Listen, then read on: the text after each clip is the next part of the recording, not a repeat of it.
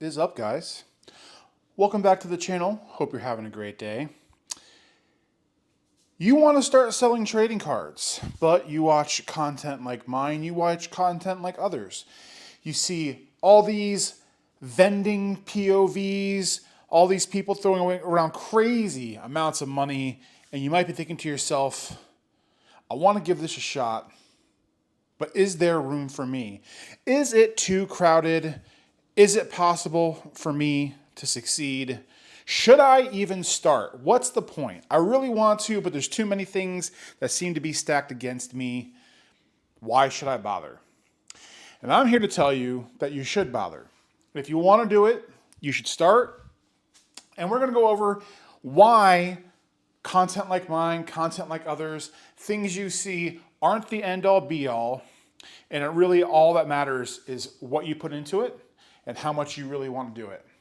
So before we get into that, if you do not know who I am, my name is Bronzgod and I sell trading cards on Tcgplayer and eBay. We've been averaging about $40,000 a year in sales, mostly in bulk.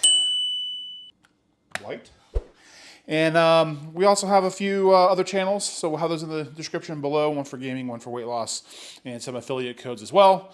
So that way you can save a little money, I can make a little money, and we cook. So I've seen some people who are just starting, not even level 4 sellers yet in Tcgplayer, just starting their eBay stores, and I feel it, I see it.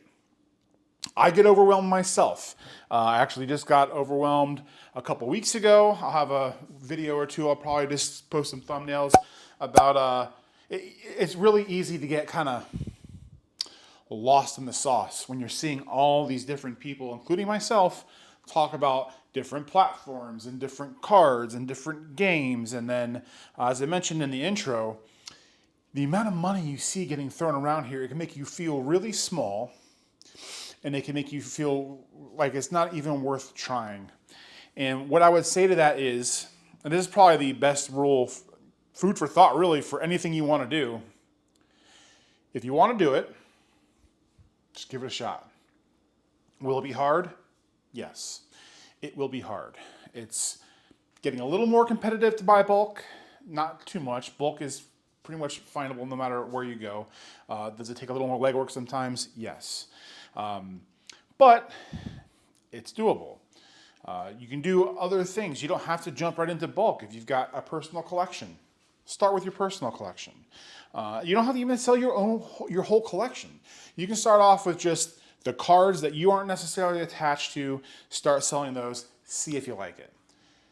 If you do start, don't jump in full force and just start buying $1,000 scanners and giant shelving racks and all this stuff. This, for me at least, it took a couple years to get to this point, and I'm not even that big. I'm just a small, tiny potato.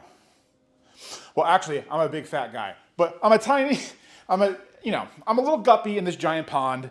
I'm nothing special, but I spent the first year and a half, and honestly, still now, doing a lot of this by hand sorting, hand sifting, trying to figure out where to put what and why. And that's where content can really play for you.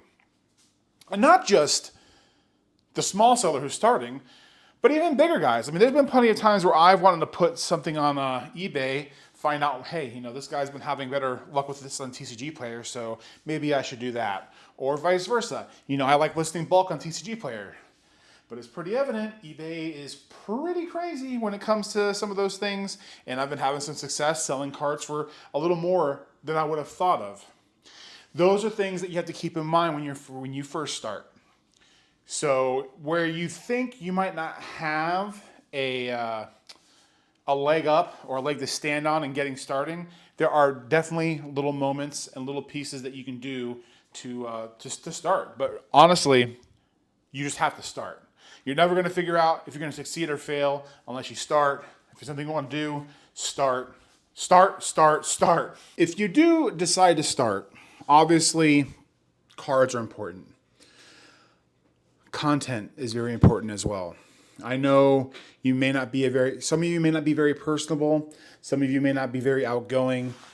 Even people who are very outgoing might still be nervous to make content. Even now, for me, I've got a very small but kind of successful channel, and there's still some days where I turn on this camera, I am nervous. I don't know what to say. I don't know what to do. I take like 10 different takes of just saying, hey, this is Bronzgod. It's going to happen, but you can't use that as an excuse to not start. And if it's something that you do want to take seriously, content is going to do nothing but help you in your journey, whether it comes to helping you grow a customer base, whether it comes to just chronicling your own journey and your trials and errors, your failures, your successions, the things you succeed at. You never know what of those things is going to help someone else, and then you'll get feedback, and then you can keep going, and then the cycle goes on and on, and you just continue to grow, and you continue to make strides, and it's all an ecosystem. You got cards, you got content. We have a podcast, the Sunday Morning Conversation podcast, where that's where we talk. We talk to content creators and business owners of all sizes, because there's so many things that I've learned from other people that if I would have never started that podcast or started doing content at all, I would have never changed my habits, and I'd probably not be as far along as I am. Now, when you start, you might think there's way too much info out there. So make sure you pick what works for you. You know, if you don't have a lot of room, you don't have to do anything crazy. You can just use a small box, sort what you can, sift what you can, alphabetize how you want. You know, if when you watch videos about alpha sorting, like I like to do, or chaos sorting, like some of my friends like to do them both. You know, do one game with, like, say, do magic, do chaos sorting with magic, and then do alpha sorting with Pokemon, and then kind of piece things out, figure out what works for you, and then when you find what works for you, then you can change it all to that.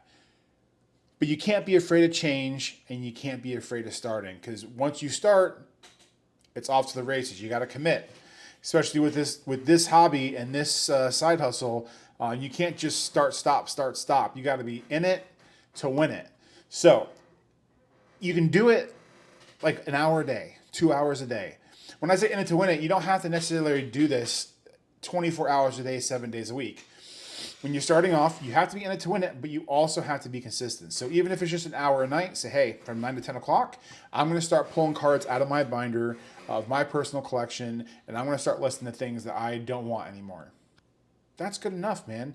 If you start selling 1 or 2 cards a day, that's great. Even if you sell one card a day, even if you sell 1 card every 3 or 4 days, just slowly getting into the rhythm of realizing what it takes to sell cards, how to package cards, the mistakes you're going to make when you ship cards.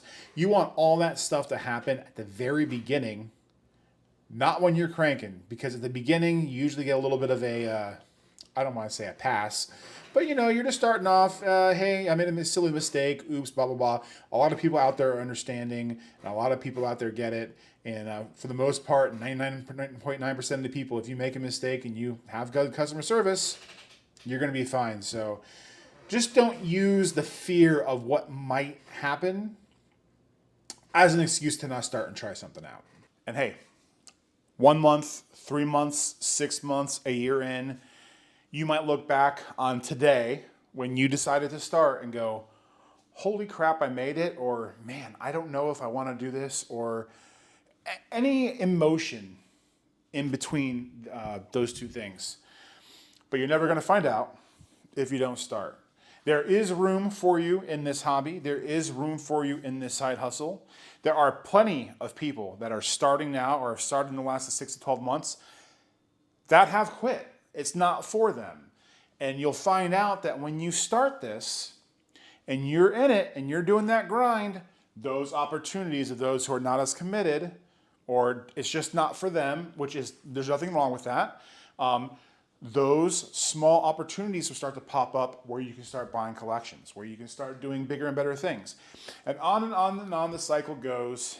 But the tried and true, if you don't start, you're never going to figure it out. So ignore the noise. Ignore all the giant bins of money and all the bunches of bulk that you see in channels like mine and others. If it's something you truly want to do, you'll find a way to do it. And I think, if you're watching this, I think you want to sell cards. I hope you start selling cards, and I hope that any of my videos in the past, the present, or the future can help you out. In addition to some of my fellow YouTube friends who are making content as well. Let me know what you think. If you have any questions, feel free to leave them down below. We did take a little bit of a break from streaming this week, but we usually do stream most nights of the week, where we do have Q&As, just ask me anything style, where we just hang out, sort cards, just shoot the breeze and talk cardboard. So if you have any questions, feel free to ask in the video. Feel free to come by a live stream, hang out, check it out. I'd love to help anyone that I can. Newer experience. There's plenty of things that I've learned from other people still, and there's still people that are learning things from me who have been doing this for years. So hope that was helpful for you guys. I hope you have a great day, and we'll see you in the next one. Peace.